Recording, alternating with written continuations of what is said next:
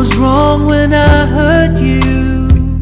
Did you have to hurt? Si Jed Madela ipinanganak bilang John Edward Tinya Tahan Langit noong 14 ng Hulyo 1977 sa Iloilo City. Isang kilalang mga awit, manunulat ng kanta at tagapagtanghal sa telebisyon. Kilala siya sa kanyang malakas at malawak na boses kaya tinagurian siyang The Voice at The Singer's Singer.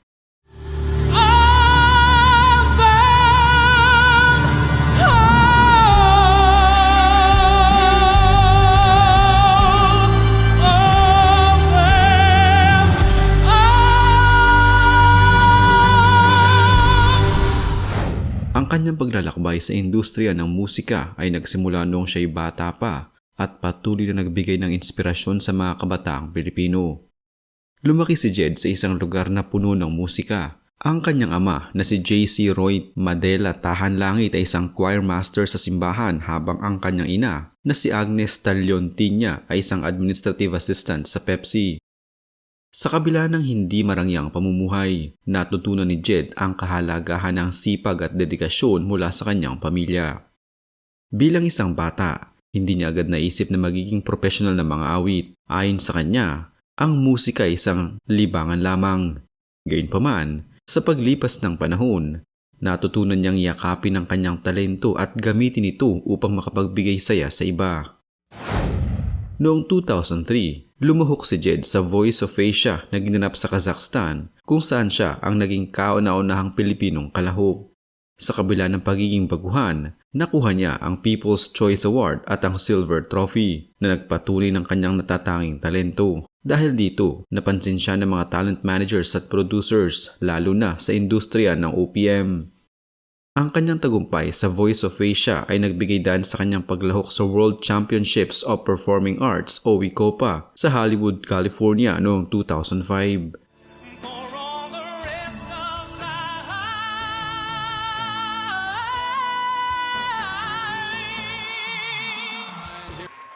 Dito nakamit niya ang Grand Champion Performer of the World, ang pinakamataas na parangal sa nasabing kompetisyon. From the country of the Philippines, John Edward Tanlungjit.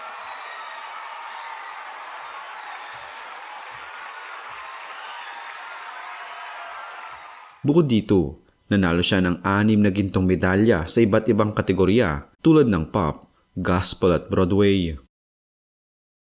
Dahil sa kanyang natamo, siya ang naging kauna-unahang Pilipino na ipasok sa Hall of Fame ng WICOPA na naglalagay sa kanya sa parehong kategorya ng mga kilalang personalidad tulad ni Liza Minnelli at George Benson. World Championship of Performing Arts in Hollywood. Good night everybody. God bless.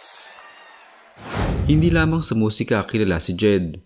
Siya rin ay naging isang television host, judge at vocal mentor sa mga sikat na programa tulad ng Tawag ng Tanghalan at Your Face Sounds Familiar.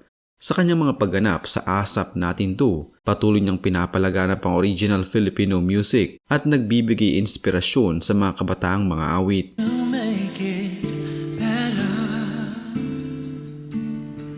Si Jed Madela, isang kilalang mga awit sa Pilipinas ay naharap din sa ilang kontrobersiya na nagdulot ng atensyon mula sa publiko at media. Noong Hulyo 2024, naglabas ng saloobin si Annie Mercado, ang dating manager ni Jed at tiyahin sa social media. Ayon kay Annie, ang bagong single ni Jed na Wish You the Worst ay may mga mensaheng patama sa kanya. Inakusahan niya si Jed ng pagiging ungrateful at naglalaman ng negativity, hate, and bitterness ang kanta. Bilang tugon, sinabi ni Jed na ang kanta ay sinulat ng ibang tao at inalok lamang sa kanya. Nilinaw din niya na ito ay isang family matter na kanilang tinatalakay ng pribado. Gayunpaman, may mga ulat na nagsasabing nagkaroon ng pisikal na insidente sa pagitan nila na ikinagulat ng marami. Ayon sa mga pahayag mula sa ilang showbiz insiders, si Jed ay naging pisikal kay Annie dahil sa mga isyu sa pera at hindi pagkakaunawaan sa mga proyekto.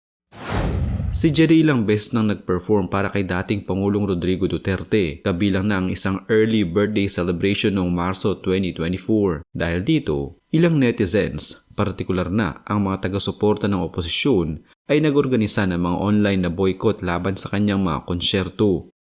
Inakusahan siya ng pagiging Duterte enabler at hindi sumusuporta sa mga advokasiyang laban sa administrasyon. Noong 2015, habang nagsisilbing hurado sa Your Face Sounds Familiar, si Jed ay nakaranas ng mga puna mula sa mga tagahanga na nagsasabing siya ay inconsistent sa pagbibigay ng marka sa mga kalahok. Ipinaliwanag ni Jed na ang mga marka ay batay sa kabuuang pagganap ng bawat kalahok at hindi ito personal na atake laban sa kanila.